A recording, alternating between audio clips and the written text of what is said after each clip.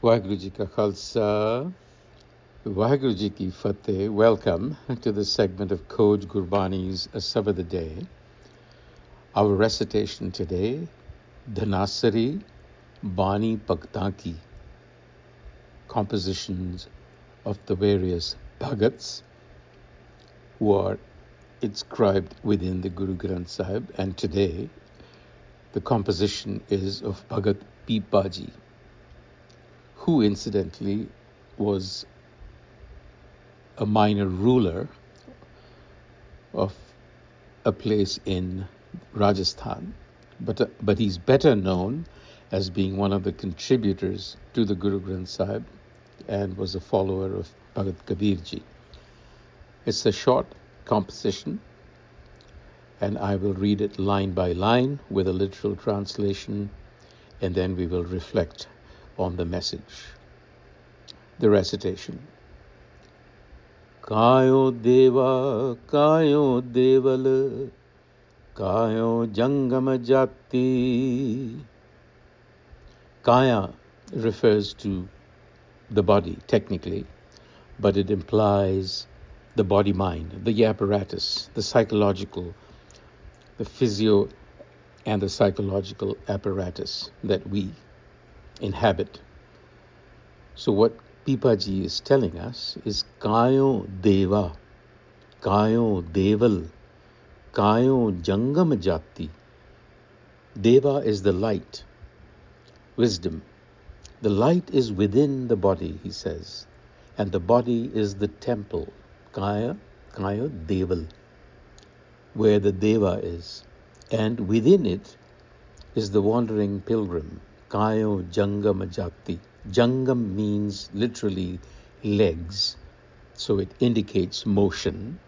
Jati, pilgrimage.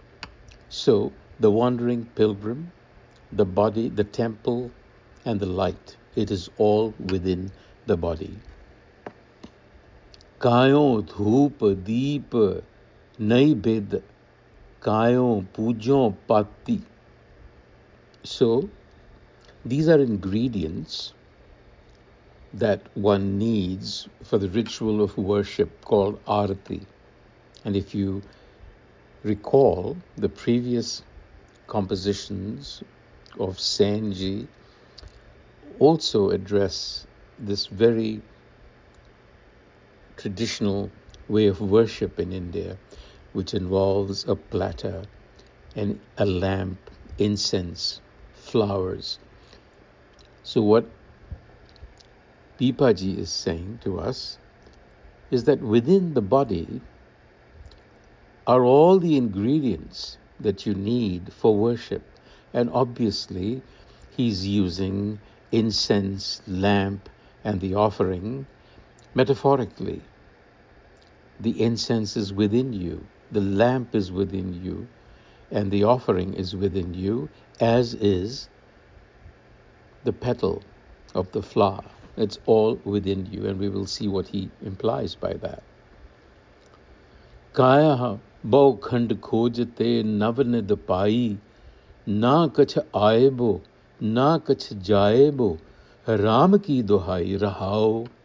This is the rahao verse, the point that is being made, the heading, if you will. Kaya bau khand khojte navnid pai. That trove of 9 treasures. You see, the essence within, the source within, is metaphorically called the 9 treasures in the Indian systems. So it's a treasure trove. And Pipaji is saying that I searched for it in the many realms of this apparatus, this psychological apparatus that I'm endowed with, which externally looks like my body. And it is there that I found that treasure trove. Now, you could read it in a slightly different way. You could say that treasure trove which was already in my body, I looked around, I wandered before I realized that it was really within me. In other words, there was no need to wander around. And once I discovered it, I realized, na kuch aaybo, na kuch jaibo, Ram ki dohai. Dohai is to proclaim on behalf of someone. And here he says, I'm proclaiming in the name of Ram. Ram being the all-pervasive self.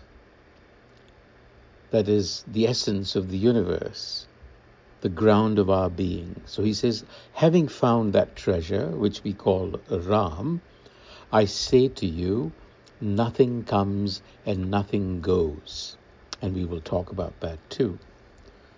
Jo brahmande soi pinde, jo khoja soh pawe.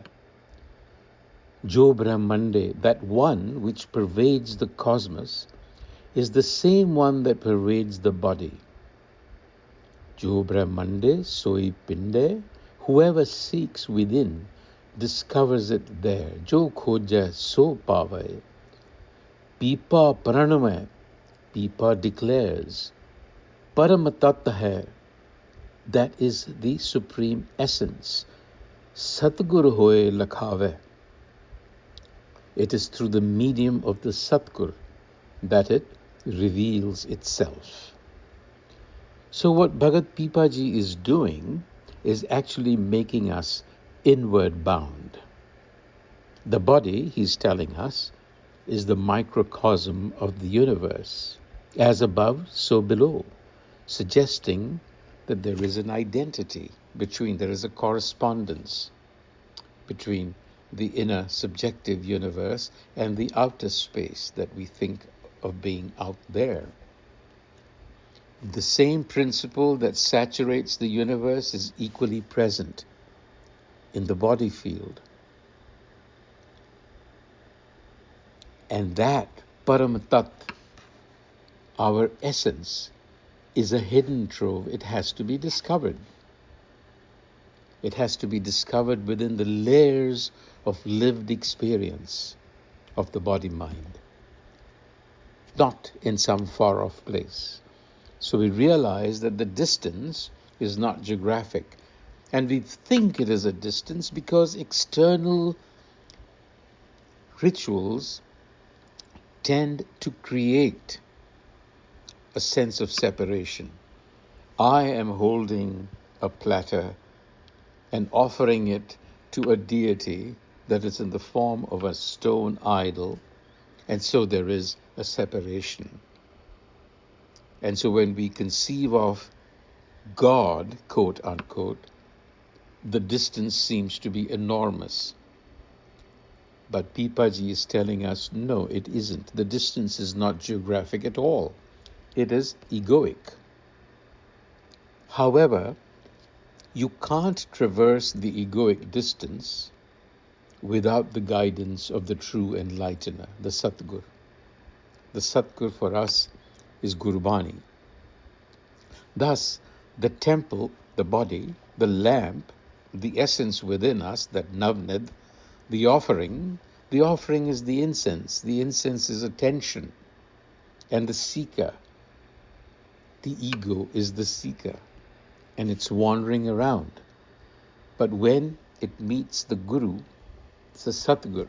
The Satgur carries it to Ram. And that's when we realize that nothing comes and nothing goes. Coming and going are mere appearances like ripples on the surface of an ocean. So therefore, be inward bound. Vaheguru Ji Ka Khalsa, Vaheguru Ji Ki Fateh.